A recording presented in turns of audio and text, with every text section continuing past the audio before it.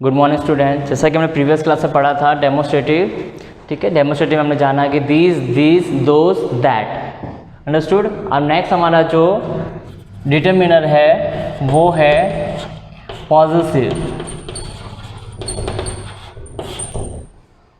Positive का मतलब होता है एग्जाम, जैसे हम आपको सेंटेंस के बताएं जरिए एग्जाम्पल दें तो पॉजिटिव का सेंस होता है टू शो पोजीशंस। पोजीशंस का मतलब होता है, जैसे यहाँ पे एग्जांपल दो तो आई का पोजीशन वर्ड होता है माय, यू का योर, वी का आवर, दे का दैर, ही का हीज, शी का हर, ईट का इट्स। पर्टिकुलर को मेल नेम हो, मेल नेम का होता है हीज और फीमेल का होता है हर, अंडरस्टूड। ये जितने भी सारे वर्ड्स जो मैंने आपको बताए ये इनके अपने आप के क्या होते हैं, टू शो पोजीशन का होता है। ये इनको क्या फॉलो करके क्या एक्सप्रेस करते हैं, ये सारे के सारे पॉजिटिवनेस को एक्सप्रेस करते हैं। तो आई का माई होता है, यू का योर, ही का हीज, ईट का इट्स, वी का आवर, दे का दैर, सी का हर, राम का पर्टिकुलर को नेम मतलब मेल नेम होगा तो उसका पॉजिटिवनेस का वर्ड कौन सा आएगा, हीज, और फीमेल का हर, अंडरस्टूड। मैं आपको एग्जाम्पल के जरिए समझाना चाहूँगा। तो एग्जाम्पल देखिए आप,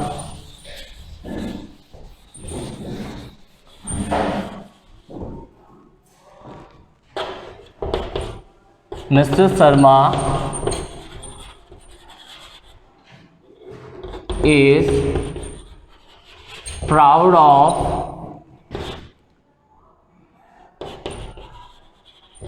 his knowledge। आपके एग्जाम में इस तरह के सेंटेंस आते हैं।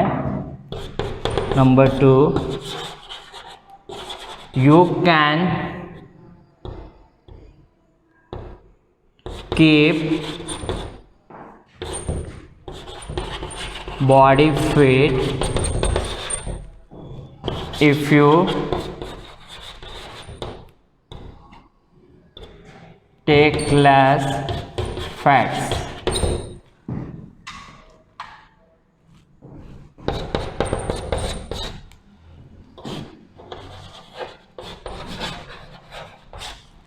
Next sentence is I have some chocolates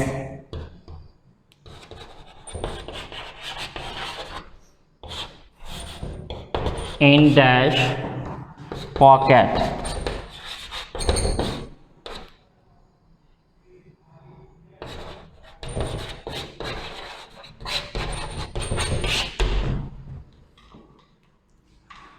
अभी सारे सेंटेंस देखिए, ये सारे सेंटेंस मैंने आपको पॉजिटिव के दे रखे हैं आपको। जैसा कि मैंने बताया मिस्टर शर्मा है, तो मिस्टर शर्मा पर्टिकुलर क्या एक मेल नेम है। मेल नेम के चलते मैंने आपको बताया कि मेल नेम में कि पॉजिटिवनेस क्या फिलअप करेंगे हम, हीज फिलअप करेंगे सेंटेंस में। नेक्स्ट सेंटेंस में यहाँ पे यू आया है, यू के चलते हमको यहाँ पता है यू का पॉजिटिव क्या होता है योर, तो इसमें क्या आएगा योर। और लास्ट सेंटेंस में हमको पता है कि आई का पॉजिटिव क्या होता है माय। सो एग्जाम में आपके इस तरह के सेंटेंस आते हैं, इस तरह के ब्रैकेट में वर्ड्स दे रखे होते हैं। हमें नाउन वर्ड को पहचानना होता है, नाउन वर्ड को पहचान करके उसके पॉजिटिवनेस को फिल इन द ब्लैंक्स में फिलअप करना होता है। तो फर्स्ट सेंटेंस में होगा mister Sharma is the proud of his knowledge. Second में देखो यू के अकॉर्डिंग हमने यहाँ लिखा है you can keep your body fit if you take less fats. Next last sentence में लिखा है कि आई हैव सम चॉकलेट्स, आई के अकॉर्डिंग हमने यहाँ क्या फिलअप किया इन माई पॉकेट, अंडरस्टूड। ये हुआ positive. Now next determine types की हम बात करते हैं।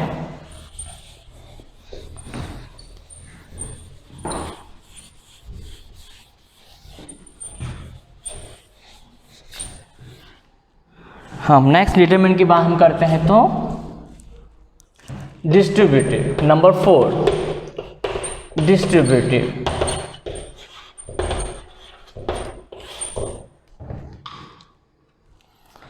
आपको वर्ड से ही पता चल रहा होगा, डिस्ट्रीब्यूट का मतलब होता है किसी भी चीज़ को हमको डिस्ट्रीब्यूट करना है, मतलब उसे क्या करना है वितरणात्मक करना है, ठीक है। डिस्ट्रीब्यूट्स में हमारे 4 वर्ड्स आते हैं, ईच, एवरी, आइदर, नाइदर। ये चारों ही वर्ड्स डिस्ट्रीब्यूट करते हैं सेंटेंस में। मैं आपको एग्जांपल के जरिए समझाना चाहूंगा। हम पहले समझ रहे हैं ईच और एवरी को। ईच और एवरी, ईच और एवरी दोनों एक दूसरे के ऑपोज में यूज होते हैं। जैसा कि आपको मैं एग्जांपल की तरह समझो, ईच जो यूज होता है to show one of, two और मोर। मैं नंबर्स की बात कर रहा हूं यहां पे। सेकेंड थिंग, हम एवरी की बात करते हैं तो टू कलेक्टिव सेंस और total group.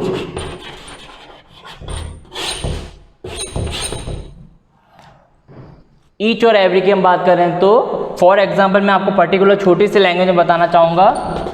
Each to show limits in all sentence, understood, और every to show collective sense and total group in all sentence, understood. मैं आपको एग्जाम्पल के जरिए समझाना चाहूंगा कि ये चीज़ होते क्या है। वैसे आपको बता दो, ईच क्या करता है सेंटेंस में पर्टिकुलर लिमिट्स को शो करता है। लिमिट्स का सेंस करने का मतलब है वन ऑफ, टू और मोर, मतलब कहने का सेंस है हमारे पर्टिकुलर जो नंबर्स होते हैं हमारे पास क्या होते हैं, सारे लिमिट्स होते हैं। वहाँ पे क्या शो करता है, ईच शो करता है। सेकेंड थिंग वही चीज़ एवरी की हम बात करें तो सेंटेंस में क्या करता है, एवरी कलेक्टिव सेंस, मतलब सेंस को सेंस कर एक्सप्रेस करता है और साथ ही साथ टोटल ग्रुप को एक्सप्रेस करता है। मैं आपको एग्जाम्पल के जरिए समझाना चाहूँगा। एग्जाम्पल देखिए इसके,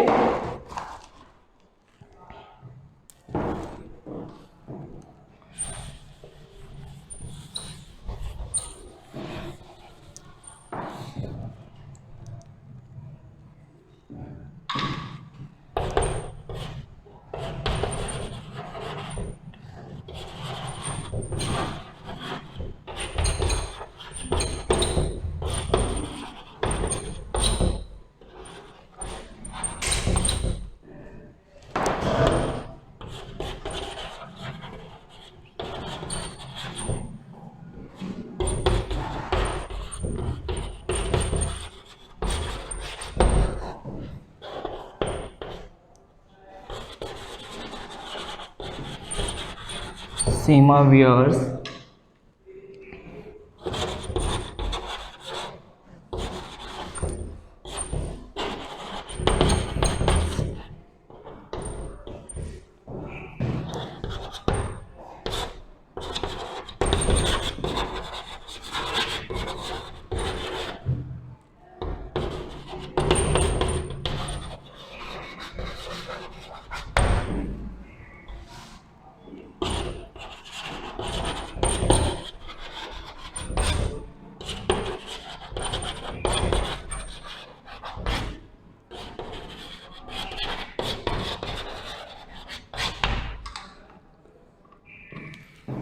देखिए मैंने आपको एग्जांपल दिए हैं ईच और एवरी के।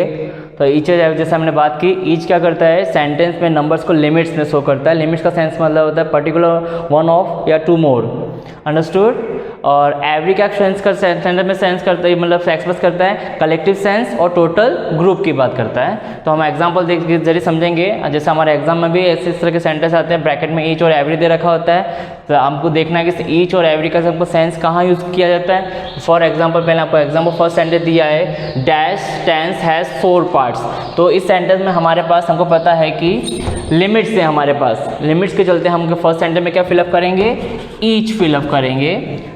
तो ईच टेंस हैज़ 4 पार्ट्स। मैं जैसा कि मैंने बात कही ना ईच का, जैसा कि मैंने बात की ईच के जो सेंटेंस होते हैं उस तरह में मैं लिमिट्स को शो करता है। तो हमारे यहाँ पे सेंटेंस में लिमिट्स हैं, कितने 4 के लिमिट्स है। जैसे हमने बात की कि टेंस कितने होते हैं, कितने पार्ट्स होते हैं टेंस के, 4 पार्ट्स होते हैं। सो यहाँ पे क्या फिलअप करेंगे, ईच फिलअप करेंगे। सेकेंड सेंटेंस में देखिए यहाँ पे इसमें आएगा every. Every person wants to be successful. अब इस सेंटेंस में मैंने बताया कि ये कलेक्टिव सेंस को एक्सप्रेस कर रहा है, टोटली ग्रुप को एक्सप्रेस कर रहा है। जैसा कि वो पता है कि एवरी पर्सन, यही हर इंसान यही चाहता है कि जीवन में वो क्या करें, तो सक्सेस हासिल हो। तो यहाँ पे पर्टिकुलर टोटल ग्रुप की बात की गई है। तो मैंने यहाँ पे क्या फिलअप किया है, एवरी फिलअप किया है। एंड देन नेक्स्ट सेंटेंस की हम बात करें तो यहाँ पे बैंगल्स ब्रेस्ट की बात करें तो हमारे ब्रेस्ट की हम बात करते हैं तो हमारे पे क्या लिमिट्स है वेट्स का, तो पर्टिकुलर सीमा की हम बात कर रहे हैं तो यहाँ पे क्या आएगा ईच ब्रेस्ट, सीमा वियर्स बैंगल ईच ब्रेस्ट। और लास्ट सेंटेंस में जैसे हम बात करें तो यह भी टोटल ग्रुप को एक्सप्रेस कर रहा है, टोटल ग्रुप का सेंस मतलब कलेक्टिव सेंस को एक्सप्रेस कर रहा है। जैसे every child would have milk every day, जैसे आपको पता है हर एक बच्चे को रोज हमें क्या देना होता है, दूध। तो यहाँ पे क्या हो रहा है, टोटल ग्रुप को एक्सप्रेस करने के चलते मैंने यहाँ क्या फिलअप किया, एवरी फिलअप किया। ये आपको 4 सेंटेंस के जरिए समझ में आया ईच और एवरी का यूज कहाँ होता है, अंडरस्टूड? Okay, thank you.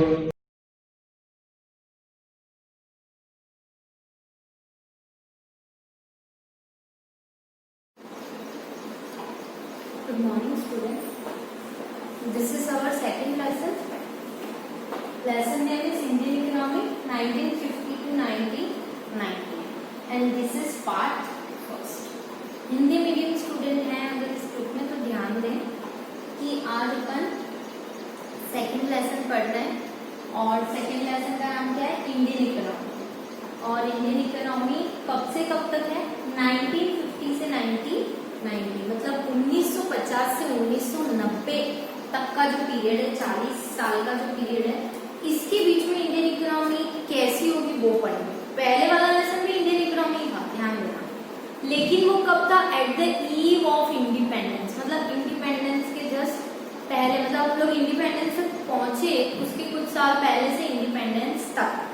अब हम पढ़ेंगे 1950, मतलब इंडिपेंडेंस मिल चुका है हमको 47 में, 3 साल बाद से लेकिन अगले 40 साल तक, ठीक है, तब तक का पीरियड पढ़ेंगे और ये है उसका भाग पहला।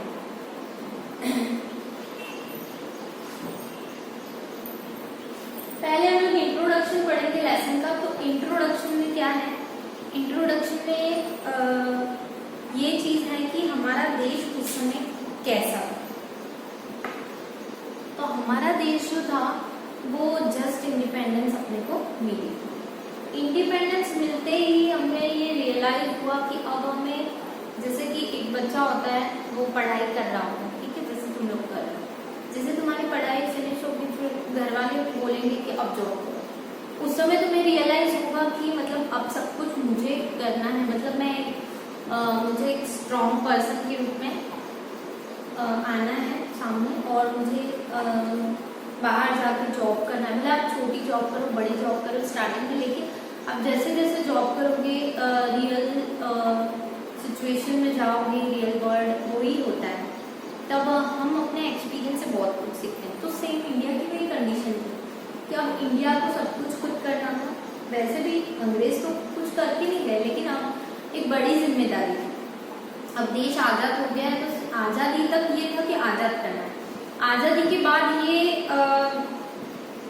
ये गोल था हमारा कि अब इकोनॉमी अच्छे से चलनी चाहिए, देश का सब कुछ भला होना चाहिए, अच्छा होना चाहिए। अच्छा करने के लिए, करने से मतलब ये है कि देश की इकोनॉमी को स्ट्रॉन्ग करना होगा सबसे पहले। अब हम यहाँ हमारे देश में कुछ ज़्यादा प्रोडक्शन वगैरह तो होते नहीं थे, बड़ी बड़ी फैक्ट्रीज इंडस्ट्री थी नहीं, तो अब हमें चीज़ों के लिए दूसरे देश पे डिपेंड रहना पड़ता था, इम्पोर्ट करना पड़ता था। लोग ज़्यादातर चीज़ें इम्पोर्ट ही कर रहे थे। अब इम्पोर्ट कर करके, इम्पोर्ट वर्ड मैंने बताया था, इम्पोर्ट का मतलब होता है हिंदी में आयात। जब हम इम्पोर्ट करते हैं मतलब हम पैसा खर्च करते हैं और चीज़ें खरीदते हैं, मतलब हमारे देश से पैसा बाहर जाता है और बाहर से चीज़ें देश में आती हैं। तो ऐसी स्थिति में पैसा और बाहर जाने लगा। अब देश में प्रोडक्शन करना बहुत ज़रूरी हो गया था। अगर देश में प्रोडक्शन नहीं होगा तो इसी तरह से पैसा बाहर जाएगा, ऑलरेडी तो पैसा है नहीं। तो देश ने धीरे धीरे ये इस दिशा में मतलब प्लानिंग करना शुरू किया, सोचना शुरू किया कि कैसे स्टेप बाय स्टेप हम लोग आगे जाएंगे। उसके लिए देश का ग्रोथ होना जरूरी है, और ग्रोथ के लिए मतलब the goals of 5-year plan. 5-year plan के बारे में सोचा। 5-year प्लान में सबसे पहला क्या है, अब हम लोग अभी फिलहाल इंट्रोडक्शन में, इंट्रोडक्शन में हम ये देखेंगे हमारी इकोनॉमी अभी कैसी, ठीक है, और पहले कैसी। तो इकोनॉमी के नॉर्मली 3 टाइप होते हैं, कैपिटलिस्ट इकोनॉमी, सोशलिस्ट इकोनॉमी और मिक्स्ड इकोनॉमी। कैपिटलिस्ट इकोनॉमी जो होती है ये वाली जो इकोनॉमी है कैपिटलिस्ट, इसका मतलब होता है कि जैसे कि अमेरिका वगैरह देश है, यहाँ पे जो बड़े बड़े व्यापारी होते हैं, हिंदी में इसे बोलते हैं, हिंदी में इस कैपिटलिस्ट को बोलते हैं पूंजीवादी।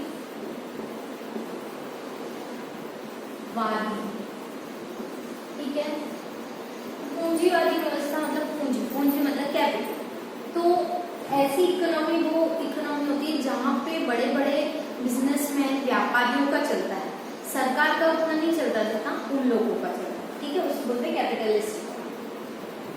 फिर सोशलिस्ट इकोनॉमी वो होती है जो जिसे हिंदी में बोलते हैं समाजवादी। क्या बोलते हैं?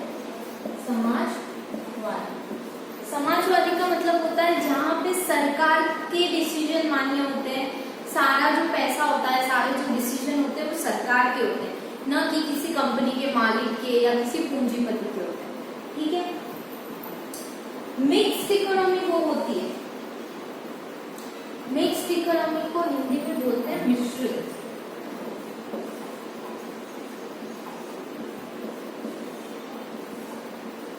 मिश्रित अर्थव्यवस्था, मिश्रित अर्थव्यवस्था वो होती है जहां पे कैपिटलिस्ट और सोशलिस्ट का कॉम्बिनेशन होता है।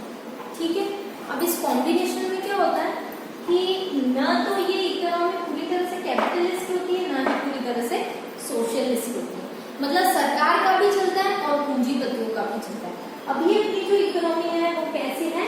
मिक्स्ड इकोनॉमी है, मतलब सरकार का चल रहा है, सरकार का चलने का मतलब कुछ चीजों पे, कुछ संसाधनों पे, कुछ इंडस्ट्री पे सरकार का पूरा कंट्रोल है, और कुछ इंडस्ट्री पे, कुछ संसाधनों पे बड़े बड़े उद्योगपतियों का भी उद्योगपतियों का उस पर ज्यादा हक, मतलब उन्होंने उन चीजों को खरीद रखा। तो ऐसी सिचुएशन में क्या हो रहा है कि न तो पूरा देश की गवर्नमेंट के हाथ में सारी डिसीजन है, न ही पूंजीपतियों के हाथ में। तो हमारे यहाँ पे सरकार तो है अपने देश में, लेकिन कुछ चीजें जो है वो पूंजीपति खुद भी करते हैं, जैसे मार्केट में भाव कम ज्यादा करना कुछ चीजों के, वो उनके हाथ में होता है। ठीक है, सोशलिस्ट में मार्केट भी सरकार के हाथ में होता है, मार्केट में क्या भाव चलेगा किस चीज का, ठीक है, कौन क्या व्यवसाय कर सकता है, पूंजीपति, सबको परमिशन मतलब सरकार से ही लेनी पड़ती है। मिक्स्ड इकोनॉमी में कुछ परमिशन पूंजीपतियों को नहीं लेनी पड़ती, उनको ऑलरेडी वो मतलब वो इतने एबल होते हैं कि वो कुछ डिसीजन ले सकते हैं, कैपिटलिस्ट मिक्स्ड इकोनॉमी। और सोशलिस्ट में वो एबल नहीं होते, मतलब उनके पास सारी डिसीजन लेने का पावर नहीं होता, उनको सरकार से कंसर्न करना ही पड़ता है कि हम ये करें कि नहीं करें। ठीक है, और कैपिटलिस्ट में उन्हें पूरा पावर होता है, पूंजीपतियों को मतलब बड़े बड़े बिजनेसमैन को या दूसरे लोगों को, प्राइवेट इन्वेस्टर्स को, प्राइवेट कंपनीज को। ठीक है, पहले अपनी इकोनॉमी जो थी वो सोशलिस्ट थी जब अपन आजाद हुए तब, क्योंकि आप लोगों को पता है ना कि देश में अंग्रेज कैसे आए थे, ब्रिटिशर्स कैसे आए थे, वो व्यापारी बन गए थे, है ना। धीरे धीरे उन्होंने चीजें बेचते बेचते फ्रेंडशिप करना शुरू किया राजा महाराजाओं से, फिर अपनी खुद की आर्मी बना ली, प्रेसिडेंसीज बना ली, व्यापार की आड़ में मतलब वो अच्छी खासी फोर्स बनाने लग गए, आर्मी बनाने लग गए, युद्ध करने लग गए, हराने लग गए लोगों को, मतलब फिर वो धीरे धीरे पूरे देश पे उनका राज हो गया। तो देश को यही डर था कि यार वापस अगर हमने मिक्स्ड इकोनॉमी जैसा कुछ किया तो हमारा देश वापस गुलाम बन जाएगा। तो सारे पावर सरकार ने अपने हाथ में रखे हुए, अब दूसरे लोग एंटर नहीं कर रहे थे अपने देश में एज ए व्यापारी, या हमारे साथ कोलैबोरेट नहीं कर रहे थे, क्योंकि उनको ये डर था कि, डर क्या मतलब हम लोगों ने परमिशन नहीं दे रहे थे और यहाँ आके कुछ करने के लिए, जैसे बहुत सारी इंडस्ट्रीज है, मैन्युफैक्चरिंग इंडस्ट्री, एमएनसीज जिनको बोलते हैं। एमएनसीज का मतलब क्या होता है? एमएनसी मतलब मल्टी नेशनल कंपनी।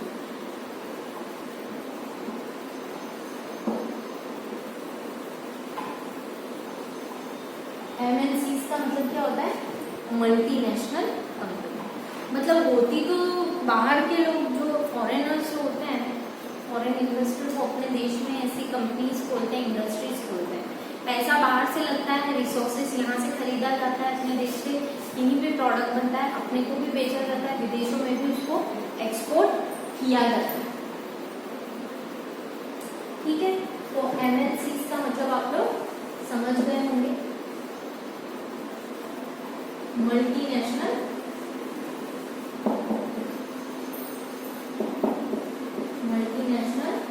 कंपनी। ठीक है, तो बाद में अपने देश को धीरे धीरे क्या करना पड़ा, 1950 से 1990s तक आते आते हमें मिक्स्ड इकोनॉमी में कन्वर्ट होना पड़ा। मतलब कुछ चीज़ें बड़े बड़े व्यापारियों को भी परमिशन लेनी पड़ी, कुछ चीज़ें उन्हें बेचनी पड़ी, जैसे कि लाइट बिल सरकार के नाम से आता है, ये रोडवेज है, रेल ट्रांसपोर्ट है, ये सब सरकार की है ना।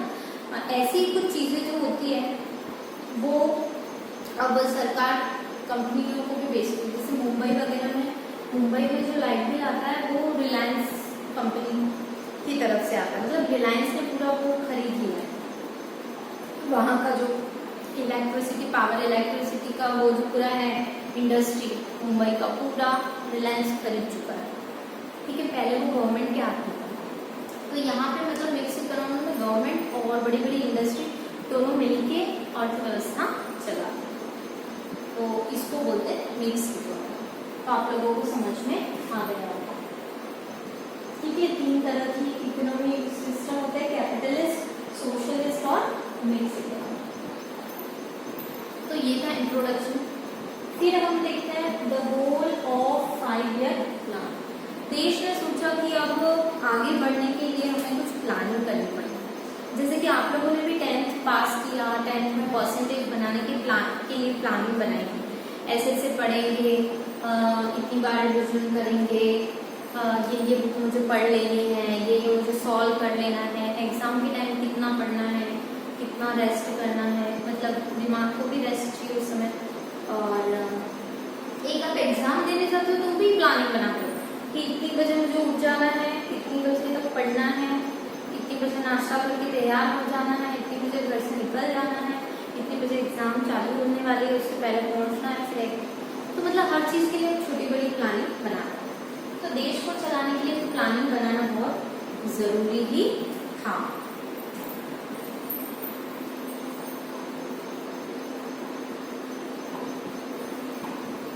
तो देश को चलाने के लिए 5 ईयर प्लानिंग डिसाइड किया गया कि 5 ईयर प्लानिंग करेंगे।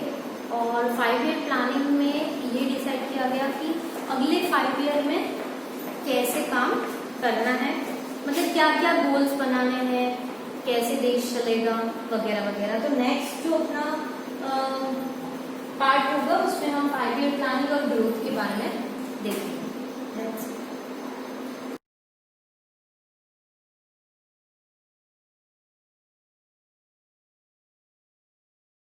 जय हिंद दोस्तों, कैसे हैं आप।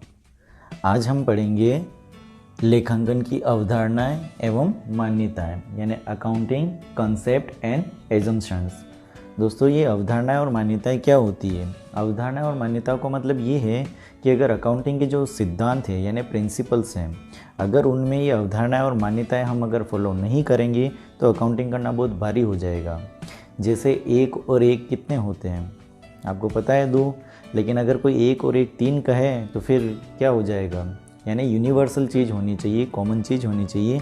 तो ये अवधारणाएं और मान्यताएं जो हैं वो सबको क्या करती है, साथ लेकर के चलती है। ठीक है, तो अब हम देखते हैं कि क्या होता है अकाउंटिंग कंसेप्ट, यानी कि कंसेप्ट और एजम्पशन यानी अवधारणाएं और मान्यताएं दोनों एक ही है। ठीक है, तो यहाँ देखते हैं सबसे फर्स्ट व्यावसायिक इकाई अवधारणा। व्यावसायिक इकाई अवधारणा जिसको हम इंग्लिश में बोलते हैं बिजनेस एंटिटी कंसेप्ट। अब दोस्तों, ये बिजनेस एंटिटी कंसेप्ट यानी कि व्यावसायिक इकाई अवधारणा क्या होती है। इसमें ये होता है कि व्यवसाय और एक मालिक, उसका मालिक दोनों का अलग अलग अस्तित्व होता है, जिसे पृथक अस्तित्व अवधारणा भी कहते हैं। इसमें क्या होता है कि मालिक और व्यवसाय दोनों अलग इसलिए करते हैं क्योंकि मालिक जो व्यवसाय में पूंजी विनियोजित करता है तो वह व्यवसाय के लिए एक तरह से दायित्व हो जाता है। तो फिर जो लगाई गई पूंजी होती है वो व्यवसाय एक निश्चित समय पर वापस कभी भी जब मालिक को ज़रूरत पड़ेगी तो दे सकता है।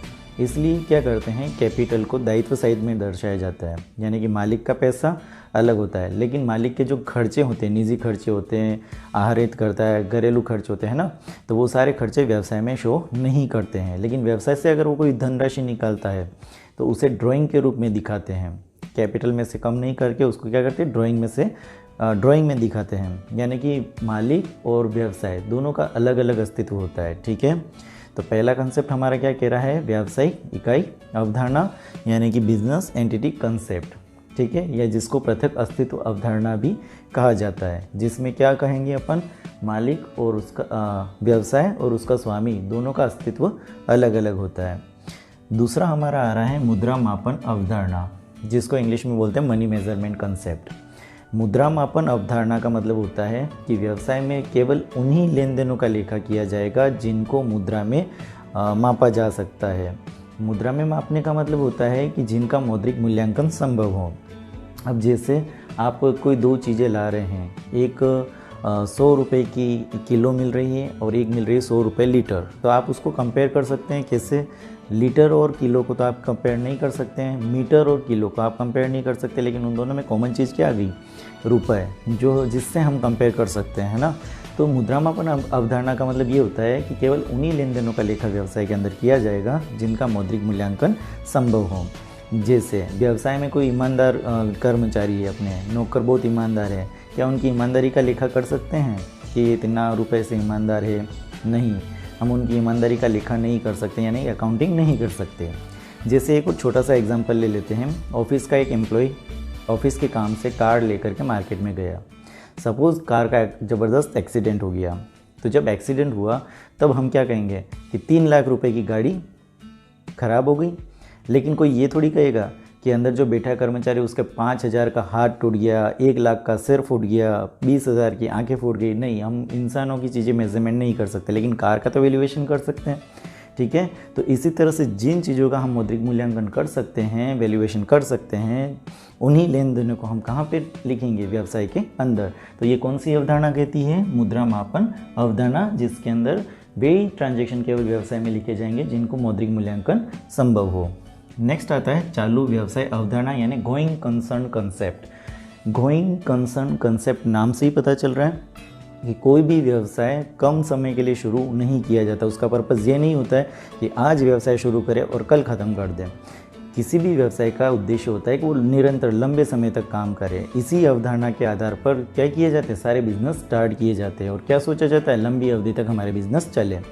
इन्हीं बेसिस पे लोग हमें उधार पैसे देते हैं, उधार में माल देते हैं, उधार रखते हैं, क्या सोच के कि ये व्यवसाय रेगुलर चलेगा, निरंतर लंबे समय तक चलेगा। इसीलिए तो इसी आधार पर लोग हम पे विश्वास करते हैं, ताकि हमारा साल जब कंप्लीट होता है तो वो हमारे लिए थोड़े अट्रैक्ट होते हैं कि हाँ, हमारा हिसाब करेंगे, हमें पेमेंट करेंगे। तो क्या सोच के अगर आप कह दें कि हम 2 दिन बाद बिजनेस बंद कर देंगे, क्या आप हमें उधार दोगे, तो कोई भी उधार नहीं देगा। लेकिन जितने भी बिजनेस बनते हैं, चलते हैं, वो सब गोइंग कंसर्न कंसेप्ट के आधार पर ही चलते हैं। ठीक है, तो ये था हमारा चालू व्यवसाय अवधारणा। ठीक है, अब नेक्स्ट आ रहा है लेखांकन अवधि अवधारणा, यानी अकाउंटिंग पीरियड कंसेप्ट। दोस्तों, अब अकाउंटिंग पीरियड कंसेप्ट का मतलब क्या हुआ कि अकाउंटिंग जो हम करते हैं, जैसे एक पर्टिकुलर टाइम ले लेते हैं। अब हम कभी तो कंपेयर करते हैं 7 दिनों से, कभी कंपेयर कर ले 15 दिनों से, कभी कंपेयर कर ले महीने भर से। क्या हम इन सब में कंपेयर कर सकते हैं कि कितना प्रॉफिट हो रहा है, कितना लॉस हो रहा है, हमारे व्यवसाय की स्थिति क्या है, यानी बिजनेस सिचुएशन क्या है? नहीं। और हम अदर बिजनेस से भी कंपेयर नहीं कर सकते। इसलिए क्या करते हैं कि पूरा एक साल भर का, यानी कि साल भर में क्या होता है कि व्यवसाय की छोटी मोटी सारी गतिविधियाँ कवर हो जाती है। तो एक साल को हम वित्तीय वर्ष मान लेते हैं। जो वित्तीय वर्ष हमारे लिए जो फाइनेंशियल ईयर बोला जाता है वो 1 अप्रैल से 31 मार्च बोला जाता है। तो ज़्यादातर व्यवसाय सारे किसी को फॉलो करते हैं। 1 अप्रैल से 31 मार्च तक के व्यावसायिक लेन देनों का जितना लेखा होता है उन लेखों को क्लोज कर देते हैं। 31 मार्च यानी 31 मार्च को बंद कर देते हैं।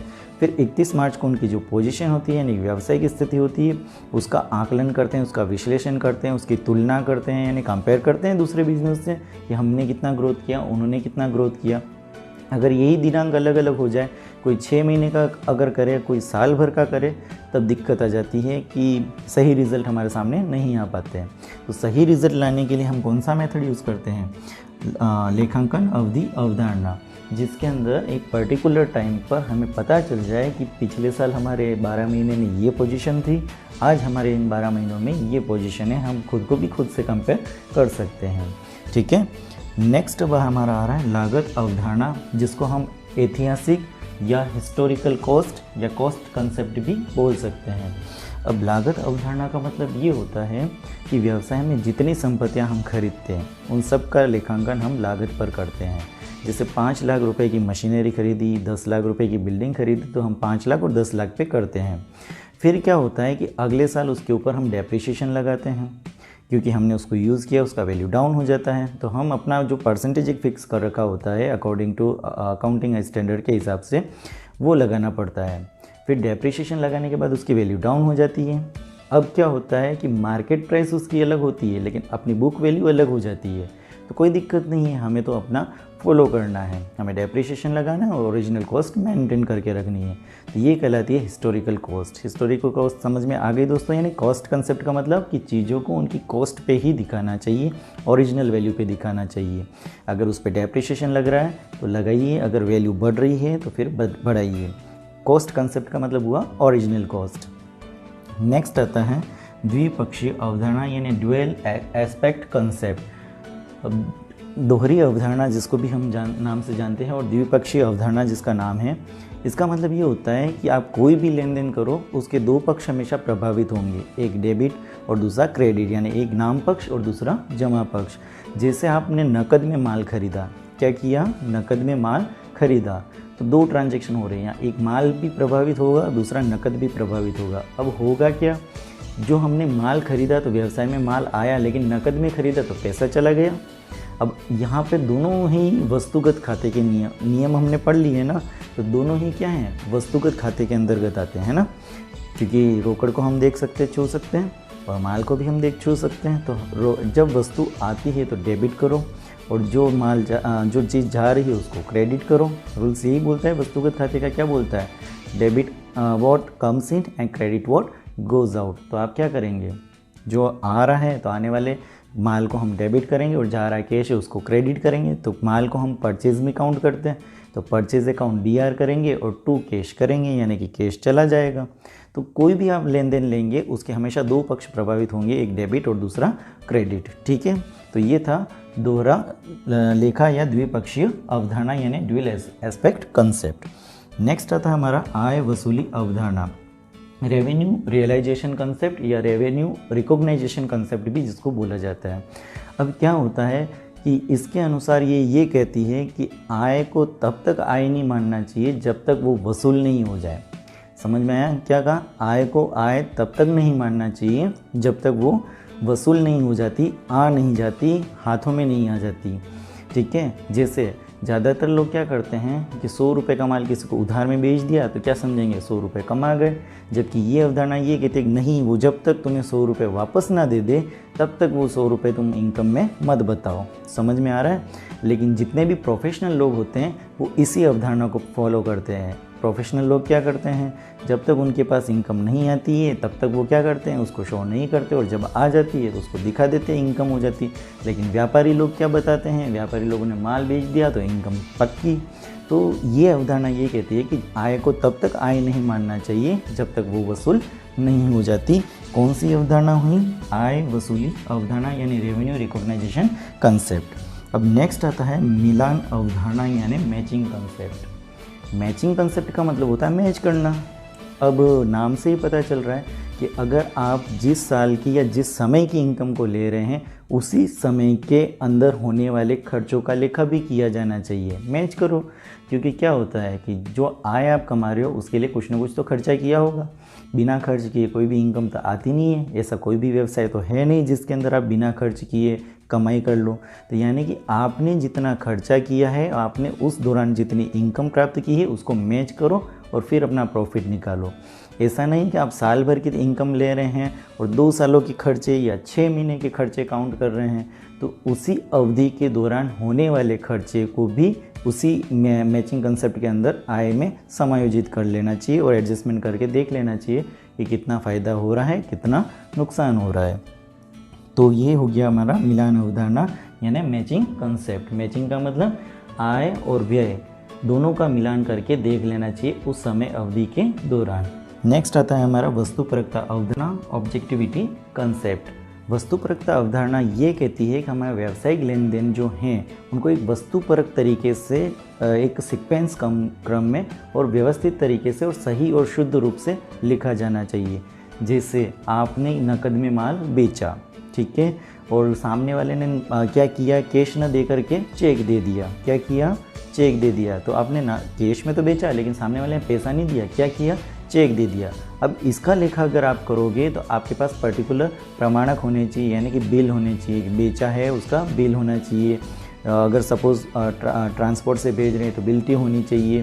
फिर उसके बाद सामने वाले ने जो चेक दिया उसका फोलियो होना चाहिए, है ना, चेक का फॉइल होता है वो होना चाहिए, रिसिप्ट होनी चाहिए अपने पास। तो इस तरह के होते हैं, उन डॉक्यूमेंट्स को सीक्वेंस से जमा के रखने चाहिए। ऐसा नहीं कि माल तो आपने बैंक में भेज दिया और उधार में यहाँ बता दिया, चेक अपना क्लियर हो गया। तो ऑब्जेक्टिविटी कंसेप्ट का मतलब ये है कि शुद्ध सही रूप से सारे लेन देनों को व्यवस्थित क्रम से लिखना चाहिए। किसी भी चीज़ को छुपाना नहीं चाहिए, कोई भी चीज़ छोटी या बड़ी नहीं होनी चाहिए। ज़्यादातर लोग क्या करते हैं कि कोई छोटी सी चीज़ होती है उसको इग्नोर करते हैं और बड़ी बड़ी का लेखांकन करते रहते हैं, तो उससे छोटी वस्तु क्या हो जाती है, इग्नोर होने लग जाती है। जिनका क्या किया जाना चाहिए, एक संकलन करके व्यवस्थित तरीके से लिखना चाहिए। और क्या होना चाहिए, सीक्वेंस वाइज लिखा होना चाहिए, यानी कि जितने भी आपके पास बिल हैं वो एक क्रम ऑर्डर में जमे हुए होने चाहिए और पर्टिकुलर जो बिल है उसी के हिसाब से एंट्रियाँ होनी चाहिए। और जहाँ आंकड़े आप लिख रहे हैं उन आंकड़ों को मैच करते हुए बिल होने चाहिए। जो फिगर आपने लिखा है वही फिगर आपके बिलों में होना चाहिए।